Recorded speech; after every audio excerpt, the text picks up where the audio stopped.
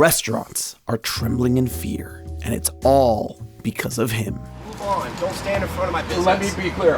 Whoa, actually, this gets pretty heated, so I'll just give you the cliff notes. Bleep bleep, bleepity bleep, your pizza sucks. Finally today, I can prove that this man and other food influencers like him have killed the traditional food critic and are coming after your favorite restaurants next.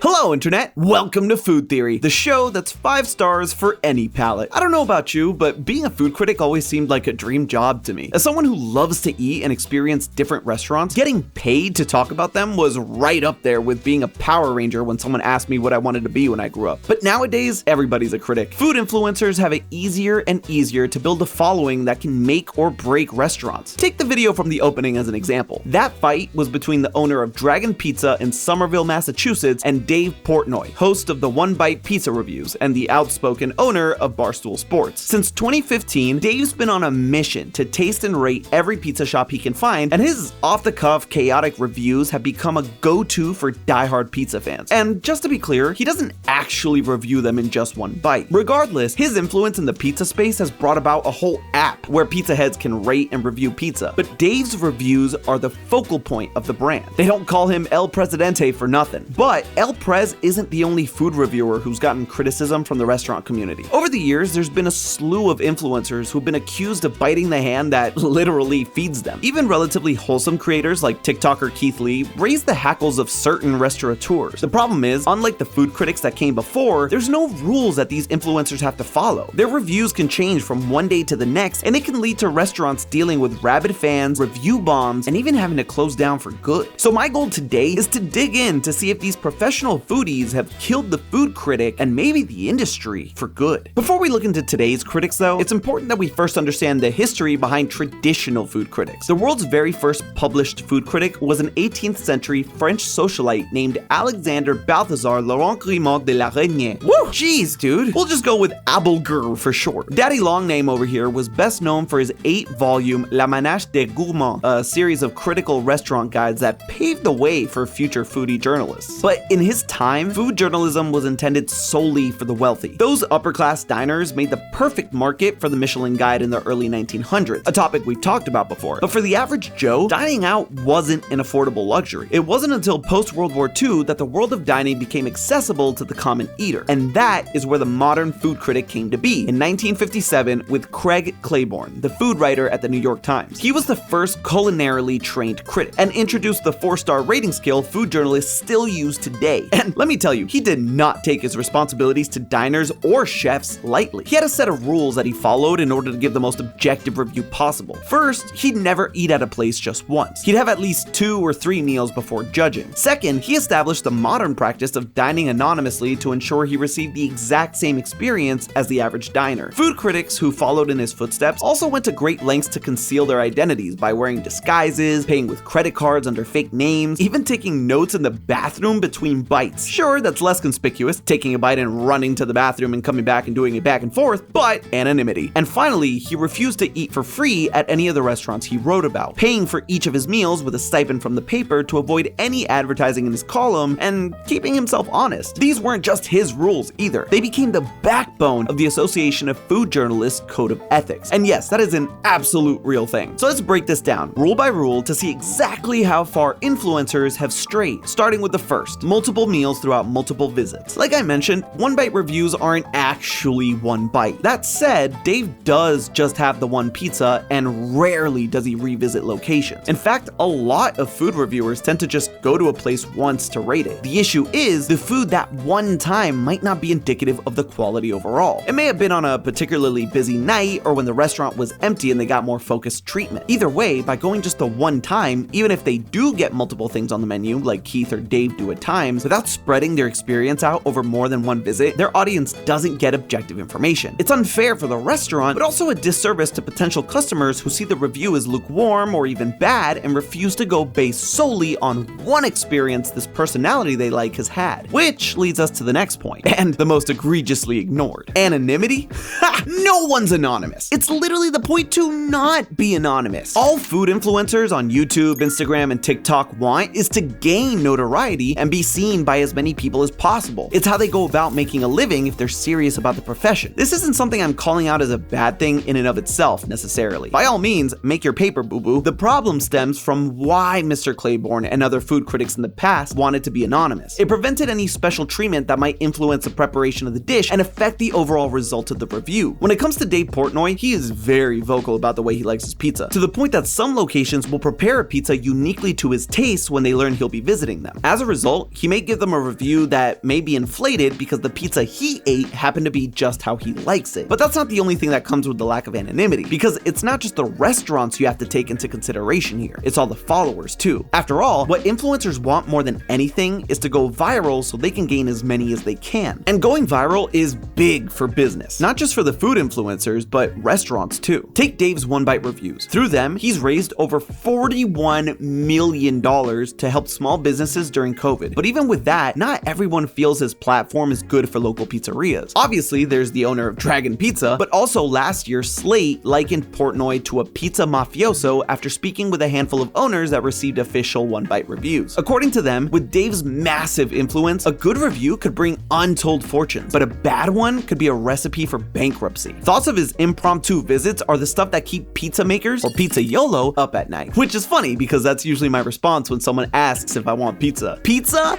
YOLO! I'm so sorry for that. But the same goes when you switch platforms to TikTok, where food is arguably even more popular. 36% of TikTok users have visited or ordered food showcased in videos about restaurants, and 35% have actually gone so far as to travel out of state to patronize TikTok recommended eateries. And if you don't believe me, just ask any of the restaurants experiencing the Keith Lee effect. Yeah, TikToker Keith Lee's reviews are so influential that he's got an effect named after him. Basically, good reviews by Lee translate into huge upsurges in business. I'm talking up to 200 more orders per day. This kind of influx of traffic can really save an independent restaurant as troves of fans go out to patronize the spot. I actually saw this firsthand when I hit up a local joint I love that Lee, Keith, not the film theorist, posted about the day prior. What's wild to me is that everyone in that line was intent on having the same exact order as Lee, going so far as to not look at any menus and just placing their phones with Lee's TikTok in the face of the waitstaff. Now, the Keith Lee effect is largely considered a good thing by those who have experienced it. Even restaurants that were forced to shut down temporarily due to not having the supplies they needed to match the sudden demand created by Lee's video agree that his positive reviews were worth the temporary headache. And with positive reviews having the potential to be jet fuel for a business, it stands to reason that negative reviews could likewise have drastic repercussions, driving them into the grave instead of into the foodie stratosphere. But is that actually the case? Luckily, we've got data thanks to Dave's One Bite Pizza app. You see, in addition to keeping track of the aggregate of all the Stoolies ratings within One Bite, the app and website keep Portnoy's numerous reviews on record in one easily accessible list. A list that I can painstakingly use as a cross-reference to find businesses that have gone belly up. If there's any correlation between his negative reviews and the longevity of a business, this would be the smoking gun. So I set off to spread my sheets. I heard it, I'm moving on. Now, Dave's had over 1,000 One Bite reviews at this point, and I'm gonna be honest, that's a lot of restaurants to confirm are still up and running. So instead of doing the full 1K, I've decided to limit my data set to the 50 worst reviews Dave has ever given. Additionally, since we're talking primarily about the well-being of independent restaurants, I substituted out any chains, pop-ups, or sports stadium concession stands on the list. This left me with 50 pizza joints that failed to impress Portnoy with ratings ranging from 0 to 4.1. And of those, a total of 15 are no longer in business, making for a 30% failure rate. That's above par for national averages, until you take into account when those restaurants closed. Most of them shut down due to the pandemic, not negative reviews. In fact, some of One Bite's most viral takedown targets are still in business. For example, Dragon Pizza experienced record demand with lines around the block in the aftermath of Portnoy's curse-laden review. But just because their reviews don't necessarily shut them down doesn't mean reviews as a whole don't. In all my research into this, I found one consistent thread between businesses that directly fail or struggle due to influencers, and that's when a review incites review bombing bombing on Yelp and Google. Because really, Yelp and Google reviews are the ones that matter. These ratings affect search rankings and sway the opinions of eaters weighing their options on DoorDash and Uber Eats. A 2020 study found that early reviews on Yelp and TripAdvisor could make or break a restaurant, especially if those reviews were negative. Unfortunately, a lot of the negative reviews have nothing to do with the actual taste of food. Instead, they're the result of an influencer's audience feeling morally slighted by a business. Take, for example, the vegan restaurant Earth to Us, which was torpedoed by a mob of negative reviews after the reviewer Mr. Chime Time posted he experienced an exceptionally poor service. This led to a wave of false reviews made by his audience parroting his talking points, and even worse, a slew of harassing slur-riddled DMs to the staff. Even though Yelp eventually locked out reviews, the damage was done and the location had to close months later. Even Keith Lee's wholesome reviews have spiraled into mob justice. In January, Lee unwittingly uncorked viral backlash against the Dallas food truck when he left a large tip intended to be split among the local community. When the owner pocketed the change, which, let's be clear, is a complete scumbag move, the internet review bombed her so hard she permanently shut down. Permanently is in quotations because really they just rebranded. But the wild thing about this is that the backlash was so massive and rage-fueled that it actually splashed onto an unrelated catering business that happened to have a similar name to the food trucks. According to the caterer, they had to go into crisis mode to set the record straight, and it nearly cost them their business. Going back to the Dragon Pizza fiasco, you can see this sort of fanaticism play out on the One Bite app, giving credence to the owner's reservations about El Prez. In the video, Dave mentions that out of 50 reviews, the user base on the One Bite app rated Dragon an 8. But after posting, the community rating has dropped to 1.4 with 390 reviews. One user even photoshopped poop topping onto a pizza. And I don't mean pineapple, I mean literal poop. So when anonymity is out the window and fan bases start to build around internet personalities, any objectivity surrounding the reviews goes out the window too. And that leads us to the last rule, using a stipend or his own money for reviews and not accepting free meals. The bad news is, with the power that influencers have in their fan bases, it's paved the way for influencers that are paid for reviews, some of which hold the threat of review bombing against restaurants as a means to get free meals. Meaning someone like this food blogger who was refused a free meal might decide to retaliate and give a scathing review. A review that their followers might take to heart and, like we've established, follow their lead and review bomb. But let's zoom out a bit here, because what this rule is at its core, just like the others, is about maintaining objectivity. So not just using your own money or not accepting a free meal that might sway you one way or the other, but not letting any outside influence sway you either. Because unfortunately, sometimes these influencers do let that affect them. Remember that Slate article calling Portnoy a pizza mafioso? Well, in retaliation for talking with Slate for what he deemed a hit piece, Portnoy re-ranked one of the featured pizzerias significantly lower, from a 9.1 originally to a 7.3. A 7.3 is still a solid score, don't get me wrong, but this is a prime example of how these food influencers can be a problem. They can just go back and give a worse review to a place just because they don't like them. Not only that, it gives influencers like Dave more views on these videos, so they tend to lean into the drama. This is ultimately one of the reasons that it's fair for small businesses to be apprehensive of the rise of influencer critics. They aren't held to the same professional standards as the critics of yesteryear, and instead, their reviews are built for a medium that's inherently snappier and more sensational. Plus, when views matter more than anything, they're more likely to lean into drama and confrontation to gain more viewership. After all, people on the internet love a good fight. Once again, despite having less reach, old school food journalists took their responsibility more seriously. That's why there used to be a professional code of ethics in the industry. And within that code, there was this guideline for negative reviews based off of Claiborne's rules, which went, quote, "Negative reviews are fine, as long as they're accurate and fair. Critics must always be conscious that they are dealing with people's livelihoods. Negative reviews, especially, should be based on multiple visits and a broad exploration of the restaurant's menu." Ironically, this association disbanded in 2020, the same year that TikTok set the stage as the new frontier for food journalism. In many ways, the internet further democratized reviews, because while food critics like Claiborne did make food journalism accessible to the masses, they still had the gatekeepers of newspaper publishers. Now, anyone can be a critic, and any review can go viral. Today's reviewers are a brand in their own, a far cry from the anonymity and objectivity that food critics used to strive for. There's no guardrails to keep influencers' reviews in check. In fact, it's become less and less about the food itself, partially because the influencers don't necessarily have the trained palates that traditional critics did, but also because visuals are everything now. Studies have found that social media viewers naturally favor gimmicky or visually appealing items over the actual taste. So fundamentally, reviews are approached from different criteria. And when it comes to positive or negative reviews, at the end of the day, they should balance out as more people review a place, each with their own subjectivity. But this is where you come in. Just like traditional critics never base their reviews off of one visit, you shouldn't base your opinion off of just one influencer, because they're judging things that they value, which may not be the same for you. Instead, you should expand your horizons to see what multiple influencers say and see what commonalities their reviews have. So what this means for you is, yeah, the days of the objective food critic are most likely in the past, especially when there's no guardrails to keep influencer critics in check. But there is a lot of good that comes from thousands of people getting a say now. Small businesses have a way better chance of being found and succeeding. Bad or unethical businesses are more likely to be caught and shut down. And more people can be exposed to more good food that they otherwise wouldn't have been able to know about, especially when it comes to restaurants from outside of their city or state. But now, more than ever, you as a consumer need to be a traditional critic to the influencers and be objective. So there you have it. Food influencers may have killed the critic, but the restaurant industry is alive and well thanks to them. But hey, that's just a theory. A food theory. Bon appetit.